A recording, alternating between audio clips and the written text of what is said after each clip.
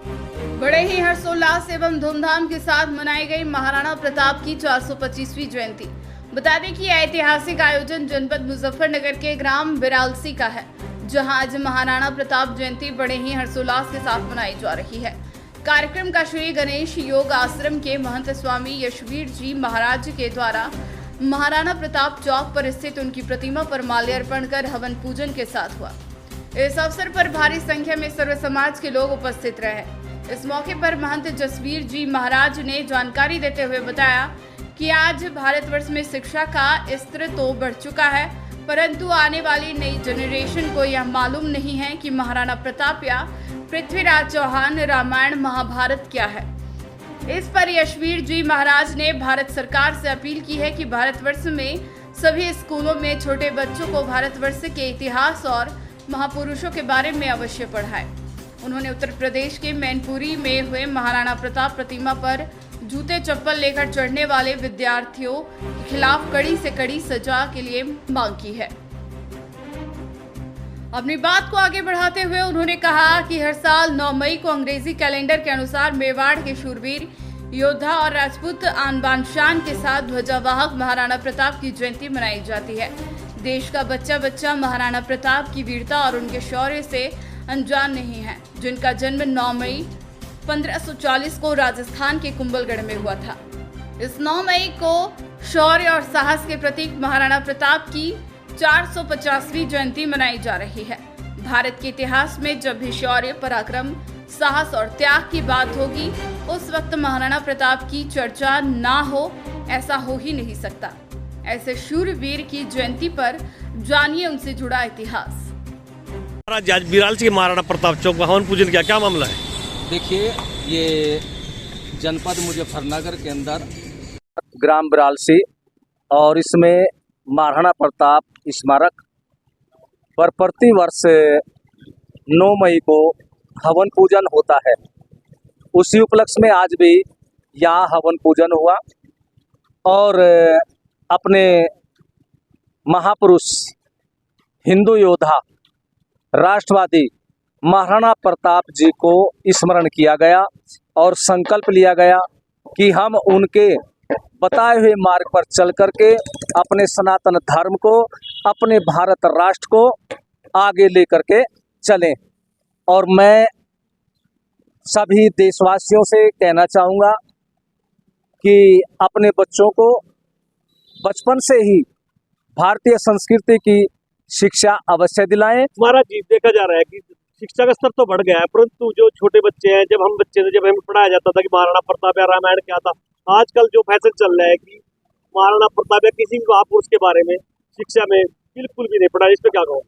देखिए, हमारे विचारकों ने कहा है कि जब भी किसी जाति को, किसी देश को समाप्त करना हो तो वहाँ की संस्कृति को, वहाँ के महापुरुषों के नाम को नष्ट कर दो, यानी आने वाली जो पीढ़ी है उनको इनका इतिहास न पढ़ाओ। कुछ समय के पश्चात वो धर्म, वो जाति, वो राष्ट्र स्वतः ही समाप्त हो जाता है। तो वही हमारे देश के अंदर चल रहा है।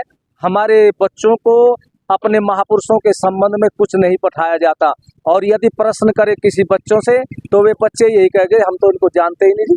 तो इसलिए मैं कहना चाहूँगा भारत सरकार से कि प्रथम कक्षा से ही यहाँ प्रत्येक बच्चों को संस्कृति की शिक्षा दी जाए। देखिए, हमारे संस्कृत में एक आता है, स्वार्थी दोषम न पश्यति।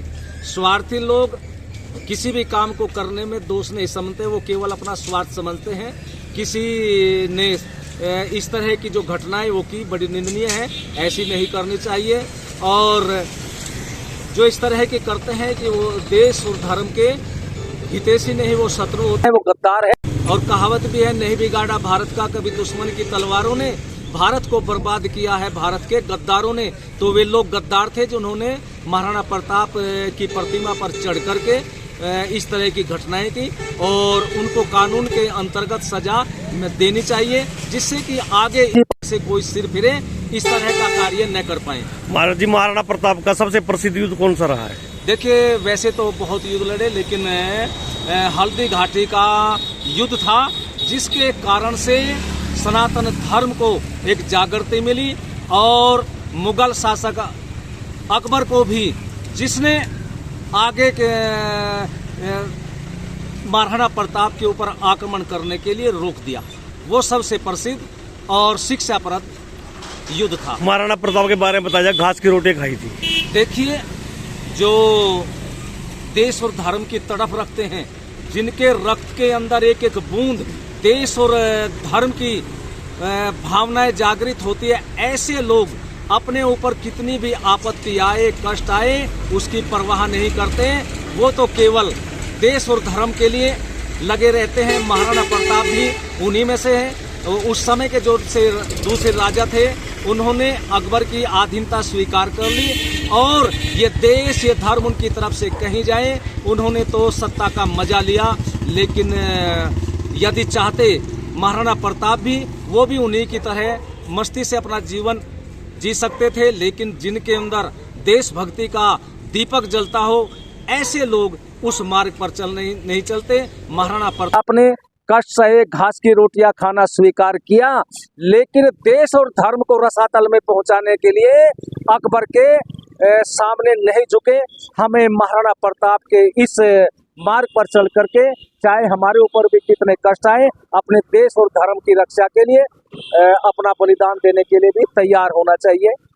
आज क्षेत्र में महाराणा प्रताप जयंती किस प्रकार का उत्साह देखा जा रहा है? देखिए, क्षेत्र में नहीं बल्कि जहाँ जहाँ तक अक्षत्रिय वर्ग है, सनातन धर्म के मानने वाले हैं, महाराणा प्रताप को बड़े जोश और खरोश के साथ में सब लोग आज स्मरण कर रहे हैं।